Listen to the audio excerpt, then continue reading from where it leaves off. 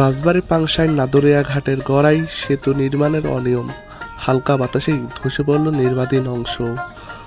রাজবাড়ী পাংশা উপজেলার নাদুরিয়া ঘাট এলাকায় গড়াই নদীর উপর নির্মাণাধীন একটি সেতুর অংশ হালকা বাতাসেই ধসে পড়েছে। মঙ্গলবার সন্ধ্যায় এই দুর্ঘটনা ঘটে। প্রত্যক্ষদর্শীরা জানান, কয়েকদিন ধরে সেতু নির্মাণ কাজে বিভিন্ন ধরনের অনিয়ম লক্ষ্য করা যাচ্ছিল। কাঠামো দুর্বল ছিল এবং সংযোগস্থলগুলোয় চোরাতালির মতন কাজ হচ্ছিল। মঙ্গলবার সন্ধ্যায় হালকা বাতাস বইতে থাকলে হঠাৎ সেতুর একটি অংশ বিকট শব্দে ভেঙে পড়ে।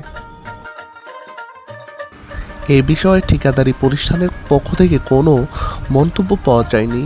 তবে স্থানীয় প্রশাসন ঘটনাস্থল পরিদর্শন করেছে এবং তদন্তের আশ্বাস দিয়েছে। পাংশা উপজেলা নির্বাহী কর্মকর্তা জানান, ঘটনাটি গুরুত্ব সহকারে তদন্ত করা হচ্ছে। নির্মাণ কাজে কোনো অনিয়ম পেলে কঠোর ব্যবস্থা নেওয়া হবে।